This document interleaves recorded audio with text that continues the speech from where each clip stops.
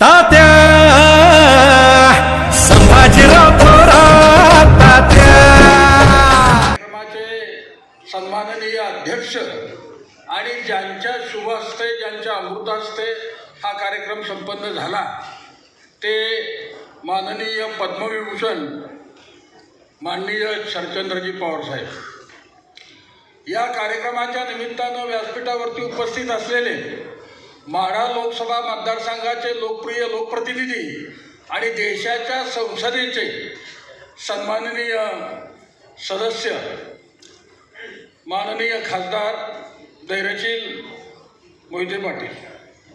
या कार्यक्रमाच्या निमित्तानं व्यासपीठावरती उपस्थित असलेले राज्याच्या विधान परिषदेचे सन्माननीय सदस्य आमदार शशिकांतजी शिंदे, आमदार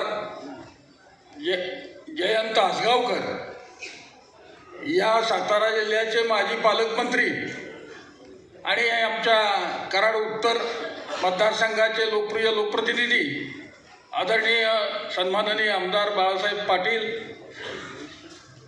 आमच्या फलटणच्या विधानसभा मतदारसंघाचे सन्माननीय आमदार दीपकरावजी चव्हाण, आमच्या सातारा जिल्हा नागरी बँक असोसिएशनचे सन्माननीय आमचे सहकारी अनिलजी देसाई, पुणे विभागाचे विभागीय माजी अध्यक्ष आणि माजी सनदी अधिकारी माननीय प्रभाकरजी देशमुख, या कार्यक्रमाच्या निमित्तानं व्यासपीठावरती उपस्थित असलेले शिक्षक समितीचे राज्याचे अध्यक्ष विजय कोंबे, माजी सहकारी उदय शिंदे आणि व्यासपीठावर आणि सभागृहामध्ये उपस्थित असलेले सर्व या शिक्षक बँकेचे सभासद बंधू आणि भगिनींनो, कार्यक्रमाला वेळ खूप झाला आहे. या कार्यक्रमानंतर आदरणीय सन्माननीय साहेबांचे अनेक कार्यक्रम आहेत, त्यामुळं मी निश्चितपणानं आपला या ठिकाणी वेळ घेणार नाही. तरी परंतु सन्माननीय शिंदेसाहेब, मी विनम्रपणानं सांगेन की गुरुजींचा कार्यक्रम कितीही ॲक्युरेट जर घ्यायचा म्हटलं तर तो कार्यक्रम लांबतो. तो लांबतो याचं कारणच असं आहे की आमच्या गुरुजीला जर माईक मिळाला, आमच्या गुरुजीला जर श्रोता मिळाला तर कमीत कमी 45 मिनिटाचा तास घेतल्याशिवाय ओढून काढलं तरी तो बाजूला होत नाही. दॅट इज कॉल्ड गुरुजी. पण निश्चितपणानं खात्री बाळगा, मी 45 मिनिटाचा तास घेणार नाही.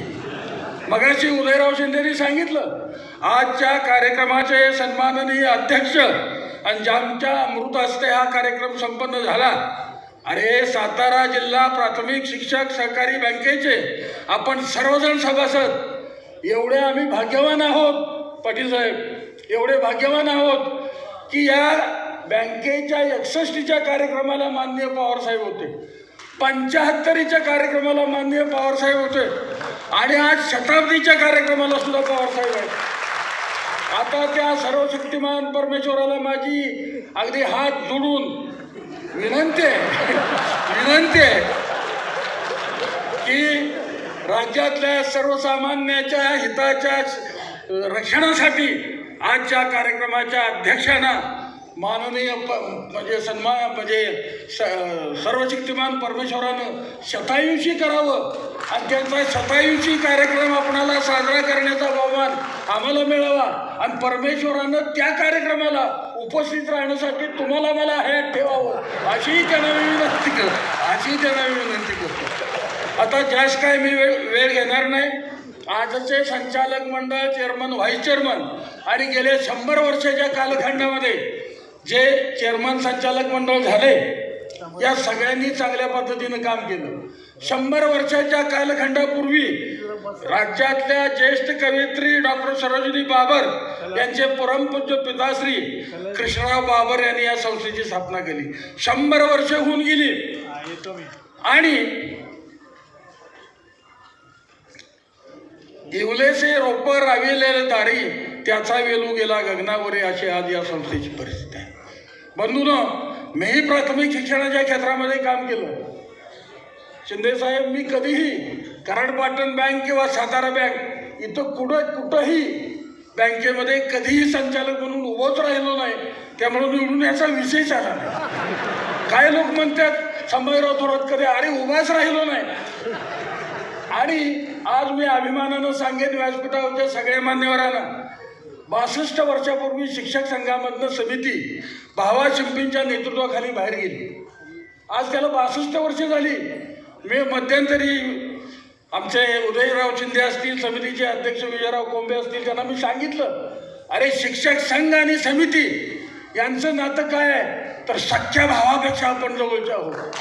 कारण सख्खे भाऊ वर्षा 2 वर्षानं जन्माला येतात, आम्ही जुळे भाऊ आहोत. आमची एक नाळ, आम्ही 62 वर्षे भांडतोय. आता हे थांबूया. आम्ही हातात हात घातला आणि राज्यातनं फेरफटका मारला. आज राज्यातल्या प्राथमिक शिक्षकांच्या बँका, पतसंस्था आणि सोसायट्या आज 95% शिक्षक संघ आणि समितीच्या ताब्यात आहेत. खूप मोठी शिंदे साहेब याच्यामध्ये उलाढाल आहे. आता मी बँकेमध्ये काम करणारा माणूसच नाही, माझं आयुष्य संघटनेमध्ये गेलं. आणि या ठिकाणी सन्मानाने उदयरावने बऱ्याच गोष्टी सांगितल्या, त्याची पुनरावृत्ती करणार नाही. पण 72 साली मोठा दुष्काळ पडला होता. मी महाराष्ट्राच्या प्राथमिक शिक्षणाच्या विद्यार्थ्यांच्या पवित्र क्षेत्रामध्ये 73 साली आलो. 73. मला वेतन होतं 100 रुपये. शिंदेसाहेब परिस्थिती अशी होती की मास्तरला वेतन कमी, त्याला मुलगी कोण देत नव्हतं, त्याचं लग्न होत नव्हतं. माझं झालं हा माझ्या नशिबाचा भाग. त्यानंतर राष्ट्रवादी काँग्रेसचे राष्ट्रीय अध्यक्ष शरदचंद्रजी पवार 4 वेळा राज्याचे मुख्यमंत्री झाले. अनेक प्रकारचे वेतन आयोग मिळाले, अनेक प्रकारच्या सोयी सवलती मिळाल्या, अनेक प्रकारचे भत्ते मिळाले. अहो, एक काळ असा होता मास्तरला मुलगी कोण देत नव्हतं. आज आमचा पदवीधर गुरुजी 1.25 लाख रुपये पगार येतो. आज जर आमच्या पदवीधर गुरुजीचं लग्न करायचं म्हणलं तर वधू पित्याची रांग त्याच्या घराबाहेर लागते. ही सुद्धा माननीय पवार साहेबांची पुण्य आहे. पवार साहेबांच्या 60 वर्षाच्या संसदीय कालावधीची पुण्य आहे. आणि मी सांगतोय की ही वस्तुस्थिती याच्यामध्ये अतिशयोक्ती नाही. आणि म्हणून महाराष्ट्रातला चांद्यापासून बांद्यापर्यंतचा आमचा प्राथमिक शिक्षक, आम्हाला भारतीय राज्यघटनेनं राजकारणात भाग घेता येत नाही आणि आम्ही देशमुख साहेब घेत सुद्धा नाही. परंतु आनंददायी शिक्षण पद्धतीचं अध्यापन करून आमचा गुरुजी 10 मिनिटाच्या सुट्टीमध्ये शाळेच्या कट्ट्यावर जर बसला आणि त्यानं गावातल्या गल्लीकडे दृष्टिक्षेप टाकला तर कसल्याही प्रकारचं राजकारण न करता केवळ दृष्टिक्षेपानं, गुरुजीच्या दृष्टिक्षेपामध्ये एवढं सामर्थ्य आहे की गावातली एखादी गल्ली तो उलटी पालती करू शकतो. हे आमच्या गुरुजीचं 11वं मूल्य आहे. दॅट इज कॉल्ड उपद्रव मूल्य. हे उपद्रव मूल्य महाराष्ट्राच्या विधानसभेच्या 288 मतदारसंघामध्ये कार्यान्वित जर झालं, उद्याचं नव्हतं आणि नव्हत्याचं होतं. म्हणून शहाणा अधिकारी शिंदेसाहेब, शहाणा अधिकारी आणि शहाणा लोकप्रतिनिधी गुरुजीच्या नादाला लागत नाही. गुरुजीचा जीव छोटा असतो, जीव बारका असतो, पण गुरुजीचा नाद वाईट असतो. जर आमच्या गुरुजींना एखाद्याला आशीर्वाद दिला तर गुरुजीच्या आशीर्वादामध्ये खूप मोठी शक्ती असते. जर आमच्या गुरुजींना एखाद्याला पाठबळ दिलं तर खासदार साहेब त्या पाठबळामध्ये खूप मोठं सामर्थ्य असतं. पण चुकून जर आमच्या गुरुजीनं एखाद्याला शाप दिला तर शंकरांना दिलेल्या शापाला उत्साप आहे, पण गुरुजीनं दिलेल्या शापाला उत्साप. म्हणून शहाणा अधिकारी आणि शहाणा लोकप्रतिनिधी गुरुजीच्या नादाला लागत नाही. आणि आम्ही भाग घेत नाही राजकारणामध्ये, पण आमचा गुरुजी एवढा सामर्थ्यवान आहे की बायकोपासून नवऱ्याचं मत कवाची नेलं हे बायकोला सुद्धा कळेल. जीव बारका आहे. आम्ही या भानगडीत खासदार साहेब कधी पडत नाही आणि आम्हाला तिची आवश्यकताही नाही. फक्त तुम्हाला माहिती असावं म्हणून सांगतो. वेळ खूप झाला आहे. मला वाटतं याच्यापेक्षा बँकेचा हे शताब्दीचा कार्यक्रम आहे. बँकिंगमधलं माझं नॉलेज खूप कमी आहे. मायनर झिरो आहे असं म्हटलं तरी चालेल. तरी परंतु राज्यातल्या अनेक शिक्षक बँका उदयराव शिंदे आणि संभाजीराव थोरात चालवते. आमचे नवे लोक करतायत हे बघून आम्हाला आनंद आहे. आणि एकदा नव्या पिढीकडे सोपवल्यावर त्याच्यामध्ये ढवळाढवळ करायला, नाक खुपसायला संभाजीराव थोरात, उदयराव शिंदे जात नाहीत. सातारचे संचालक चेअरमन, व्हाईस चेअरमन आहेत किरण यादव. तुम्ही सांगाल संभाजीराव थोरात नाक खुपसा येतो का? आणि नाक खुपसायला माझं नाक इतकं लांबडं नाही, हे बी ध्यानात घ्या.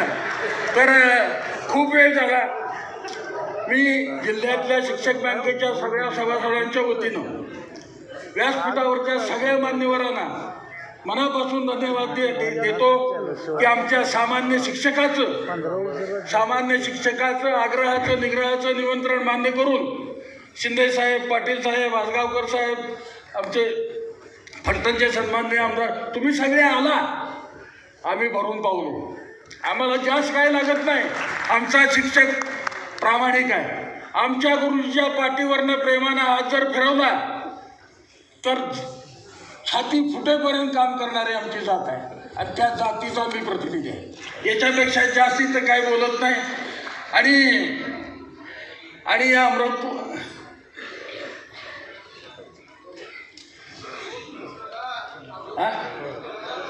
नाही टी व्हीमध्ये साहेब कसा व्यत्यय येतो तसं व्यत्यय आल्यामुळं तर तुमचं तरी ऐकून घ्या काय चाललं.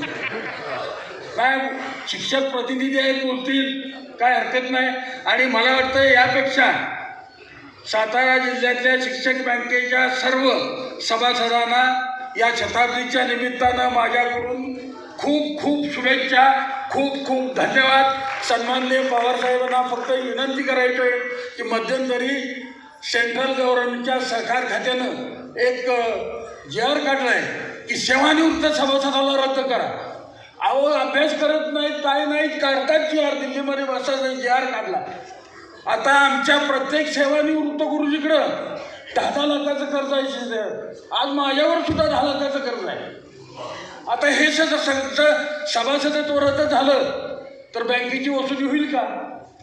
ही वसुली करण्यासाठी तरी आमच्या सगळ्या बँकेच्या सभासदांना कायम ठेवण्याच्या बाबतीतला निर्णय साहेब, तुम्ही दिल्लीत जर एक शब्द टाकला तर आजही दिल्ली तुमच्या शब्दाला आदरते. या व्यासपीठावर विनम्रपणानं मला एक सांगायचं आहे, विद्यमान महायुतीचं सरकार, या महायुतीचे मुख्यमंत्री, महायुतीचे शिक्षण मंत्री यांनी गेल्या 2-2.5 वर्षाच्या कालखंडामध्ये सुद्धा कसं का असना पण आमच्या प्राथमिक शिक्षकांच्या प्रश्नांची सोडवणूक करण्याच्या बाबतीत त्यांनी आघाडी घेतली. त्यांनाही धन्यवाद. आम्ही तर तुमचेच आहोत, त्यासाठी कुणाच्या पुराव्याची गरज नाही. यापेक्षा जास्त बोलता सगळ्याला पुन्हा धन्यवाद देऊन मी माझं मनोगत संपवतो. जय हिंद, जय महाराष्ट्र.